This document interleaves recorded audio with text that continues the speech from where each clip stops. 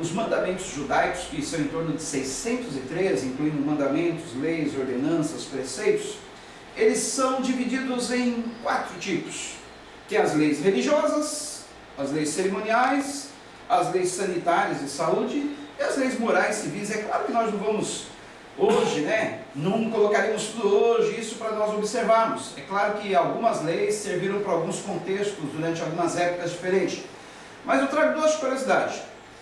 Israel é um dos povos que mais se preocupa com a justiça e com o direito. As maiores invenções do mundo hoje não vêm de países como Japão, Estados Unidos e outras nações. Vem de um pequeno país chamado Israel. Israel, para vocês terem uma ideia, eles têm uma agricultura avançadíssima. Esse, inclusive, já é um tema que eu estou preparando para um futuro mestrado. Falar sobre as leis ambientais de Israel e o seu sucesso na produção agrícola. Deus determinou que a cada 7 anos houvesse um ano de descanso para a terra. Hoje, inexplicavelmente, Israel vivendo numa porção de terra que praticamente é o tamanho do estado do Rio de Janeiro, e a maior parte das terras são desertas, são áridas, são secas. 20% das terras são cultiváveis. E mesmo assim eles são um dos 3 maiores produtores de flores e frutas do mundo. Eu estava pesquisando e descobri que eles são o 2º maior produtor de nésperas do mundo. E entre flores e frutos eles estão entre os 3 maiores produtores. Isso num país pequeno, tamanho do estado do Rio de Janeiro, onde apenas 20% das suas terras são cultiváveis. Aí a gente pega uma lei, por exemplo, há tantos anos atrás, muitos anos atrás, quando a medicina ainda não chegou no avanço que nós temos hoje, eles tinham a lei da circuncisão. Aliás, é uma lei que, além de cerimonialística, religiosa, era também uma lei sanitária, e poucos sabem disso. A lei da circuncisão, em que todo bebê macho deveria ser circuncidado ao 8º dia, tinha um propósito, através da circuncisão, que hoje é chamada Operação Fimose, nos meninos. Ela tinha tanto propósito de, através daquela operação, dizer que aquela criança estava aliançada com Deus, como também tinha um propósito sanitário. Aí hoje, a atual medicina moderna descobriu que a incidência de câncer uterino nas mulheres judias é a menor do mundo. Por quê? Aí foram pesquisando, descobrindo e chegaram à conclusão que era exatamente por causa da operação da circuncisão, que através dessa operação a higiene no órgão genital masculino se tornava mais fácil, mais completa. Por ele ter a sua glândula exposta, o órgão genital masculino conseguia receber mais higienização, e assim a incidência de câncer uterino nas mulheres é uma das mais baixas do mundo entre as mulheres judias. Isso é só uma ilustração para dizer que todas as leis bíblicas, elas têm um sentido, elas têm uma aplicação e devem ser levadas em conta, apesar que muitas, volto a repetir, serviram para algum contexto de alguma época, outras poderiam muito bem ser aplicadas hoje. Então, finalizando, nas nossas decisões atuais, nas nossas câmaras legislativas, onde se elaboram as leis, nos nossos tribunais, onde se decidem fatos relacionados às leis, temos que deixar a Bíblia numa posição de destaque, não apenas fechada, mas aberta, servindo para nos ensinar, nos instruir, porque é através disso que nós vamos alcançar a finalidade última do direito, que é a justiça. Mais uma vez volto a repetir a frase do Águia de Aia Rui Barbosa: sem Deus não há justiça. Obrigado.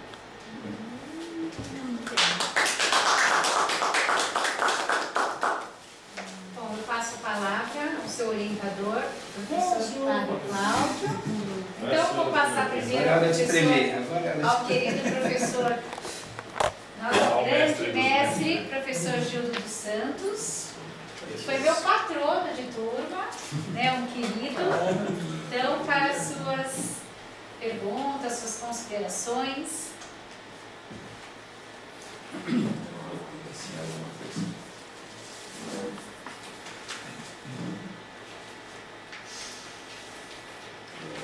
Em primeiro lugar,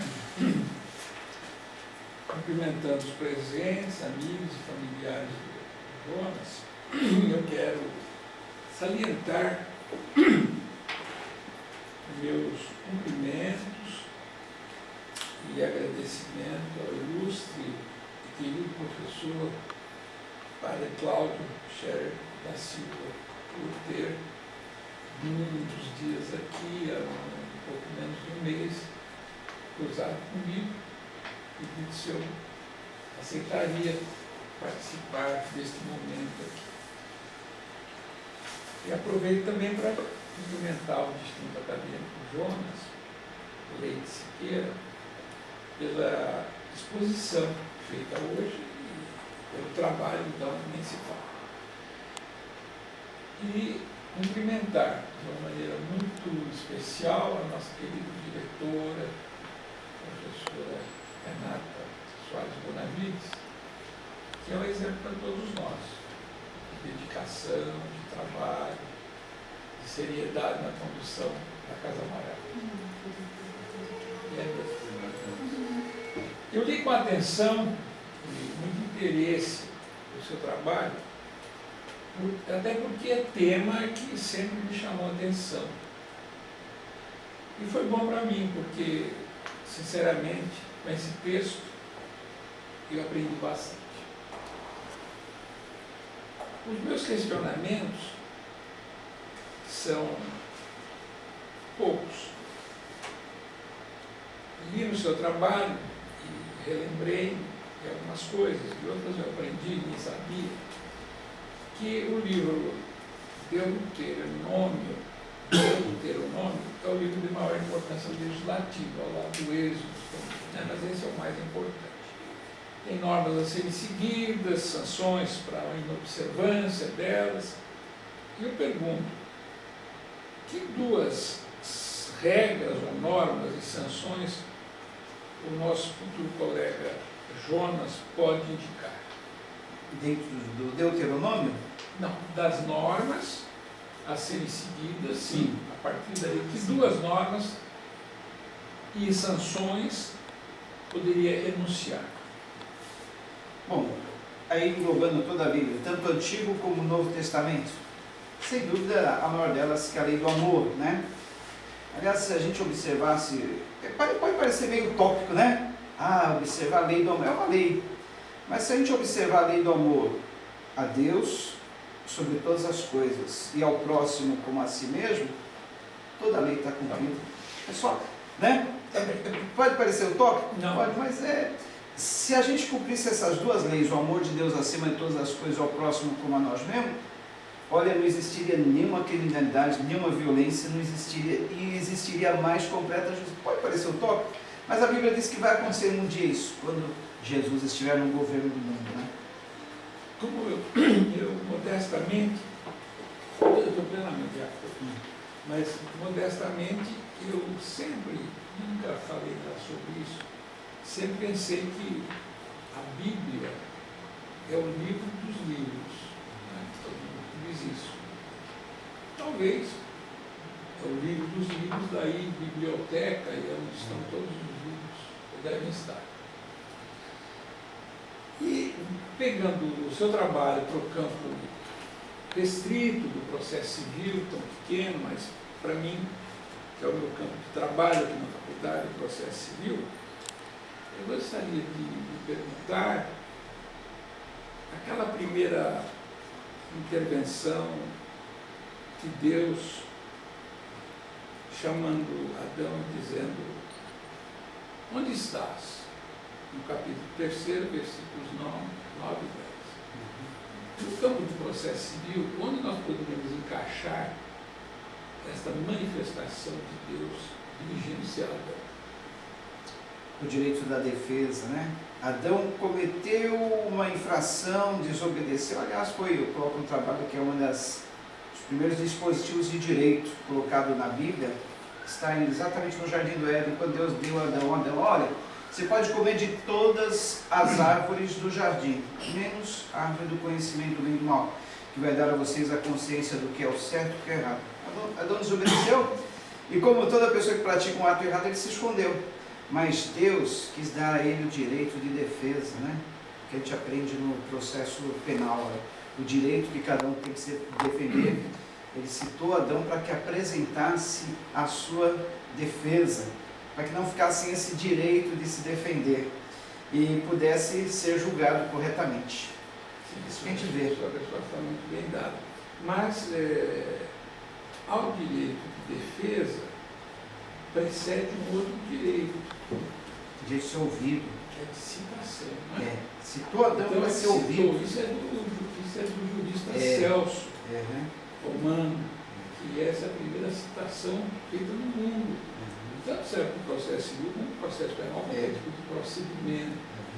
E a segunda, eu nas minhas elucubrações há muito tempo, encontrei também no livro Gênesis, quando Deus pergunta a Caim: que fizeste? Capítulo 4, versículo 10 de Gênesis. Olha, ele sabia que ele havia morto o irmão. Assim mesmo ele o citou para que ele dando o direito da defesa. Então agora vem a minha pergunta. O direito de defesa é direito divino, é direito natural ou é direito positivo? Eu creio que os três. Mas, primeiramente, o direito natural que Deus colocou no coração do homem. E, aliás, quando Adão e Eva pecaram, ele já foi logo se justificando, né? Depois que Deus o inquiriu, ele foi justificando. A culpa não é minha, foi da mulher que tu me deste, né? Então, a partir daí a gente vê que o homem já nasce com essa tendência no coração de se defender, de se justificar, de sempre dizer, olha, não, eu tenho motivo para isso, né? Mas isso é coisa natural do homem, né? Deus colocou no sentimento, no coração do homem, né, o sentimento que é o certo, que é o errado, que é o justo, que não é, né, o direito natural. Mas eu creio que isso aí vem do próprio homem, que é sempre se justificar, sempre achar que fez aquilo por algum motivo. Então eu diria que esse sentimento que é o certo, que é o errado, a consciência, vem de Deus. Já o sentimento de se defender, de se justificar, vem do próprio homem, né? E toda a lei, então, é colocar exatamente isso, para que o homem possa ter essa defesa, esse momento de dizer realmente o porquê, o que levou ele a fazer isso. Não sei se responde. Não, entendeu? Sim, mas para mim, não estou sem dúvida. Para mim, todo direito encontra respaldo na Bíblia. Todo direito. A Bíblia tem todo direito, quaisquer dos seus olhos. Mas concordo inteiramente com a sua ponderação. Alguma coisa para mim, mas eu não estou sendo examinado, nem vai valer o que eu vou dizer. Para mim, há certos direitos que são divinos, os quais decorrem direitos naturais, segundo a natureza humana. Por exemplo, nós nunca tivemos no Brasil o direito dos avós visitarem os netos do filho e nora separados. O pai separado da mãe podia visitar o filho, podia visitar. Aquele que ficava com os filhos tinha que atender a esse tipo de visita. Mas não tinha nenhuma lei que os avós podiam visitar os netos. Aí, um político cujo nome não vou definir, que nem interessa, agora os avós podem visitar há 4, 5 anos, mas sempre puderam, sempre direito natural. É segundo a natureza humana, não precisa de lei. Mas concordo com as suas observações. Uma outra coisa que me chamou a atenção no seu trabalho, que os princípios morais e éticos são imutáveis, os princípios. Eu pergunto, por que nós notamos tanta alteração em coisas éticas e morais?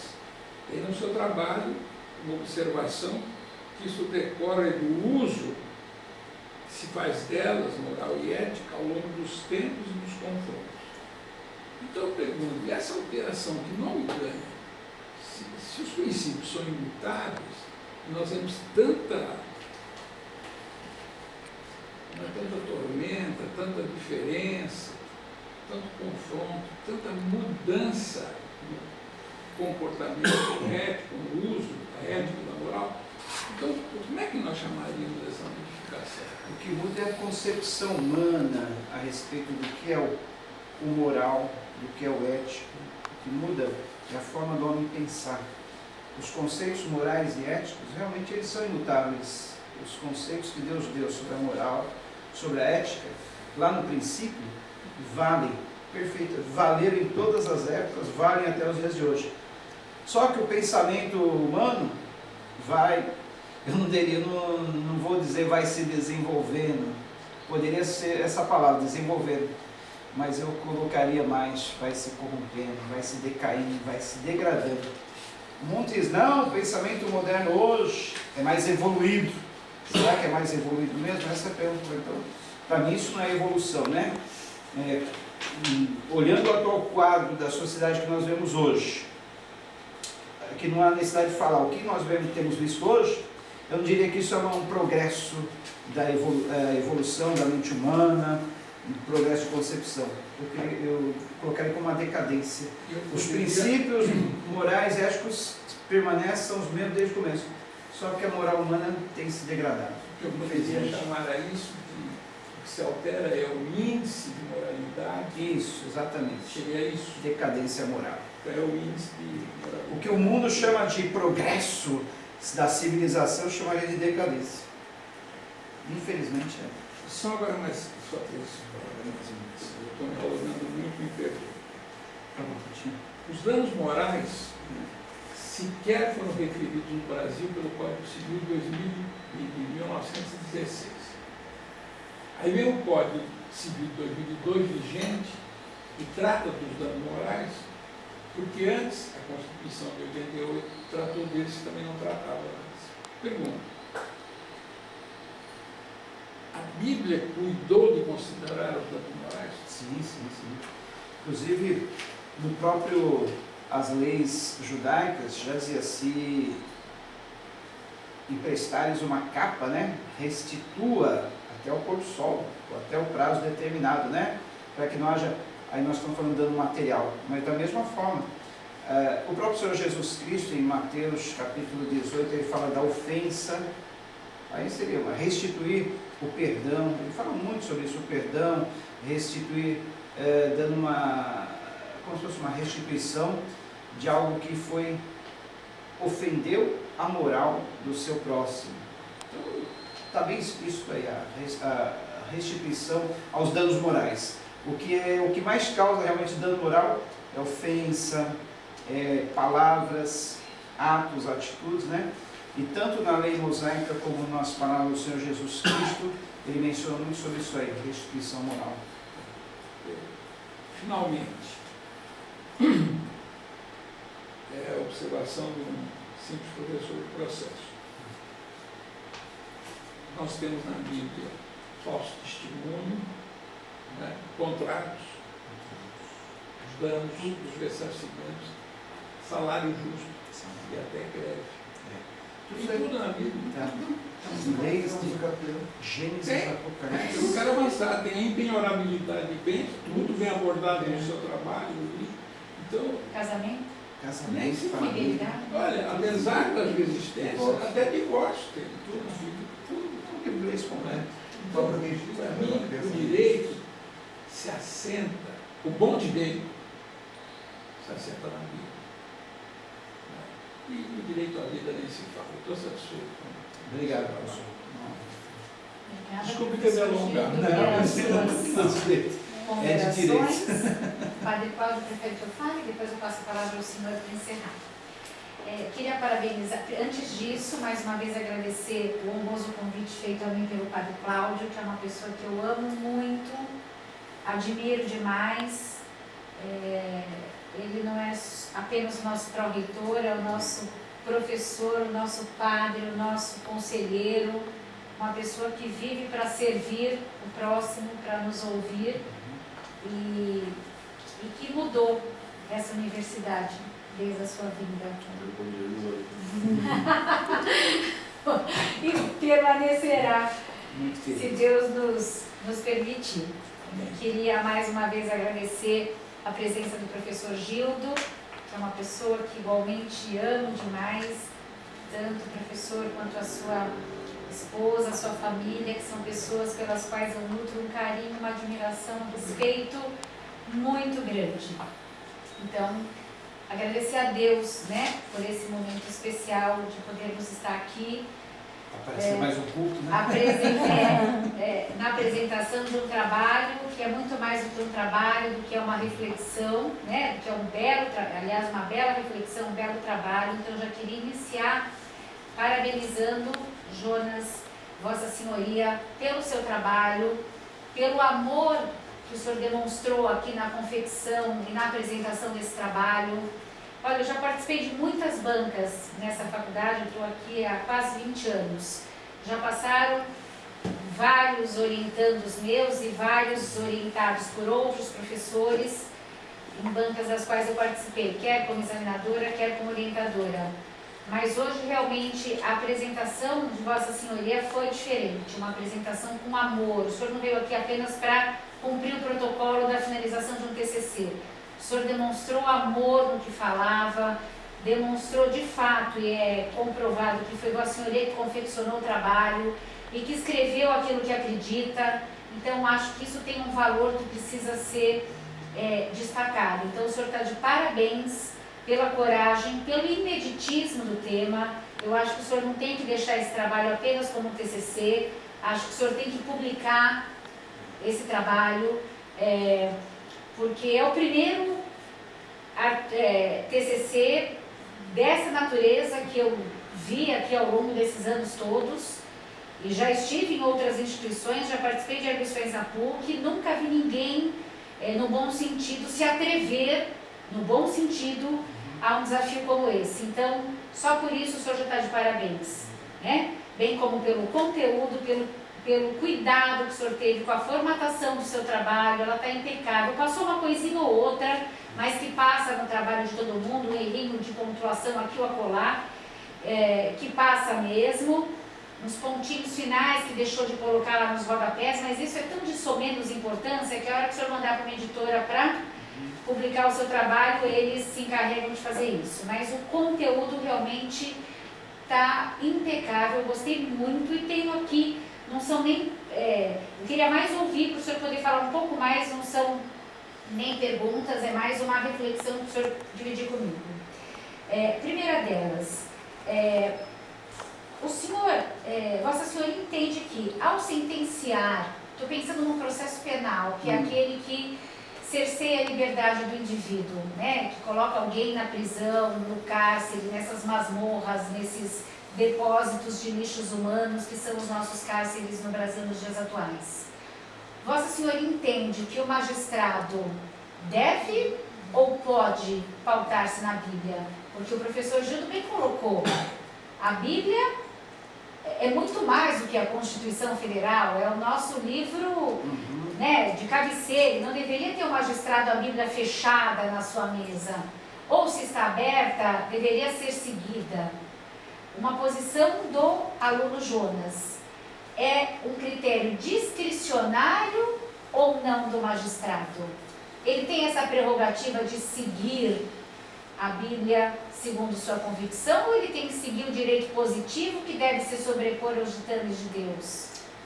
Infelizmente nós estamos num sistema, né, que obriga ele exatamente a seguir aquilo que já está positivado. Mas não é o ideal. A Bíblia fala lá no livro de Deuteronômio, no Antigo Testamento, sobre as cidades refúgio, que eram, Deus tinha